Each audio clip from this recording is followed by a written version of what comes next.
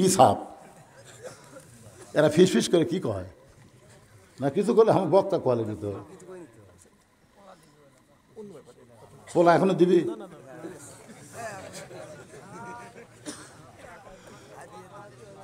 চারিদিক থেকে সাহাবীরা দৌড়ে আসতেছে।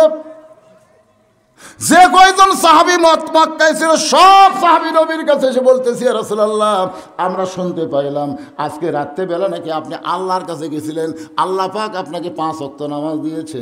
আল্লাহ রাসূল বলে, সাহাবীরা তোমাদের কি বিশ্বাস হয়? বলে, আবু বকরের সাথে আমরা একদল হতে চাই।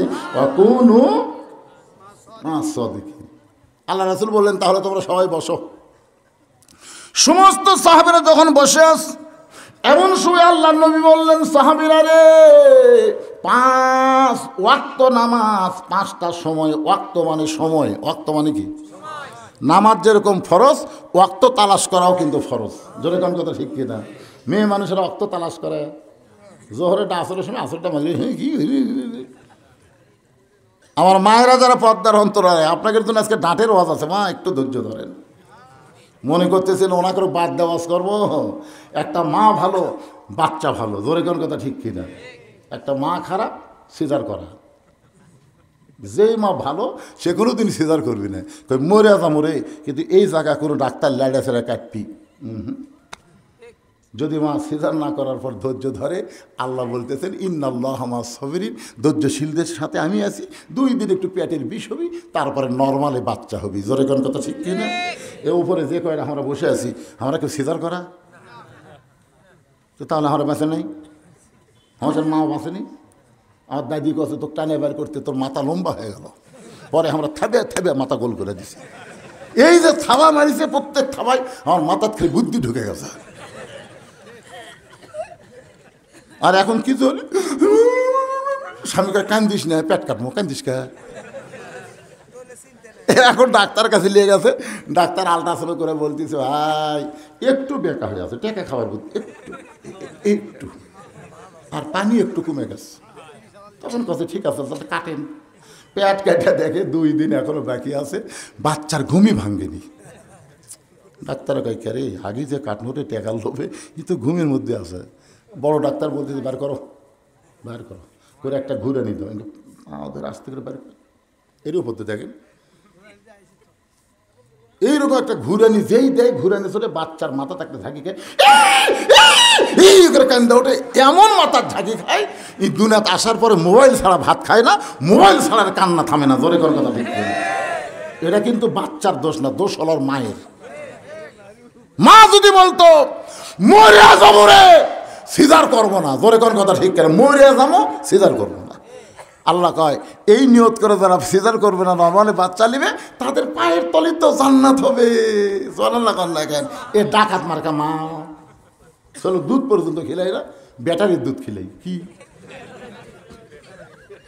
কি বলবো প্রসবের কথা, মা বিনে সেই ব্যথা কেউ তো বুঝিবে না। মাজন ঠেকিয়ে সন্তানের দায়, অকালে মা মারা যায়, কেন সে মায়ের ভক্তি করো না। এমন দরদি ভবে কেউ হবে না আমার মা গো। ভাই জিদ বোস্তামি জায়নামাজ বিছাইছে, মনে আছে না, ভুলে গেছেন? চারিদিকে সাহাবা এসে বলতেছে, ইয়া রাসূলুল্লাহ, নামাজ সম্পর্কে আমাদের বলেন। আল্লাহ রাসূল বলেন, 5 ওয়াক্ত নামাজ, 5টা ওয়াক্ত। ধরে কোন কয়টা ওয়াক্ত? সূর্য উদয় হওয়ার আগে, সূর্য উদয় হওয়ার আগে সুবহে সাদেকে 2 রাকাত নামাজ জামাতের সঙ্গে আদায় করা লাগবে। এই নামাজের নাম হলো ফজরের নামাজ। সূর্য যখন একটু পশ্চিম দিকে হেরে যাবে, ওই সময় জামাতের সাথে 4 রাকাত নামাজ পড়া লাগবে। ওই নামাজটা হলো জোহরের নামাজ। সূর্যের পাওয়ার যখন কমে যাবে, পশ্চিম দিকে সূর্য, ওই সময় 4 রাকাত নামাজ জামাতের সঙ্গে আদায় করা লাগবে। এই নামাজ হলো আসরের ফরজ নামাজ। সূর্য যখন অস্ত যাবে, অতি অল্প সময়ের মধ্যে 3 রাকাত নামাজ জামাতে আদায় করা লাগবে। এই নামাজটা হলো মাগরিবের নামাজ। যখন রাতের অন্ধকার ঘন হয়ে যাবে, ওই সময় 4 রাকাত নামাজ জামাতের সঙ্গে আদায় করা লাগবে। এই নামাজটা হলো এশার নামাজ। আল্লাহর নবী 5 ওয়াক্ত নামাজ নিয়ে সাহাবীদের সামনে যখন কথা বলতেছেন, প্রত্যেকটা সাহাবী মনটা ক্লিয়ার করে খোলাসাভাবে এই নামাজ সম্পর্কে যখন শুনতেছেন, এমন সময় ওমর ফারুক বললেন, ইয়া রাসূলুল্লাহ, হুজুর আমার বেয়াদবি নেবেন না, আমি জানতে চাই ফজরের 2 রাকাত ফরজ নামাজ জোর, জোহরের 4 রাকাত ফরজ নামাজ জোর, আসরের 4 রাকাত ফরজ নামাজ জোর, এশার 4 রাকাত ফরজ নামাজ জোর, কিন্তু মাগরিবের 3 রাকাত কেন বেজোর? ওমর ফারুক একটু বেশি বুদ্ধি, রাসূল বলেছে আমার পরে কেউ যদি নবী হতো লাও কানা উমর, আল্লাহ উমরকে নবী বানাই দিত। কোরআনের 23টা আয়াত আল্লাহ উমরের শানে নাজিল করেছে, ধরে কেন সুবহানাল্লাহ। আল্লাহ রাসূল বললেন, উমর ফজরের আজান দেওয়ার 8 ঘন্টা, মনে করেন 8 ঘন্টা পরে ফজরের জামাত হয়, জোহরের আজান দেওয়ার 15 মিনিট পরে জোহরের জামাত হয়, আসরের আজান দেওয়ার 15 মিনিট পরে আসরের জামাত হবে, এশার আজান দেওয়ার 15 মিনিট পরে এশার জামাত হবে। কিন্তু মাগরিবের আজান দিয়ে 15 মিনিট পরে কেউ যদি আসে তাহলে দেখবে মসজিদ আছে, জামাত নাই। সাহেব বলল, হুজুর তাহলে এই নামাজের সময় কম কেন? রাসূল বলেন, এগুলাই তো আজকে তোমাকে আমি বলবো। সাহাবীরা বললো, আমরা খালি শুনবো না, স্বামী না আনা শুনবো এবং আমলও করবো। সুবহানাল্লাহ বলেন না? আজকে যদি কোরআনে আইন চলে, আমাদের আলেমদের দাম বাড়বে না কমবে? কথা বলেন না কেন? কিন্তু ওই আবু জেহেলের দল যারা করে তারা স্বামী। এই জন্য বাংলাদেশে 3টা শক্তি কোনো সময় আল্লাহর কোরআনের বিজয় কামনা করে না। একটা হলো আবু জেহেল মার্কা রাষ্ট্রীয় শক্তি, এরা কোনোদিনও চাবে না যে কোরআন দিয়ে বাংলাদেশ চলুক।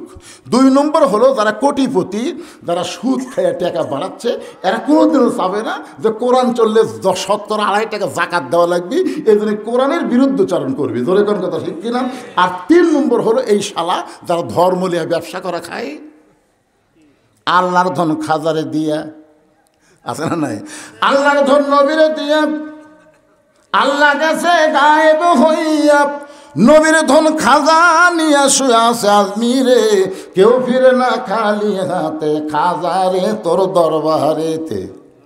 এই নাউজুবিল্লাহ, এই ধর্ম নিয়ে যারা ব্যবসা করে তারা কোনোদিনও চাবে না যে আল্লাহর কোরআন দিয়ে রাষ্ট্র চলুক। ধরে কোন কথা ঠিক?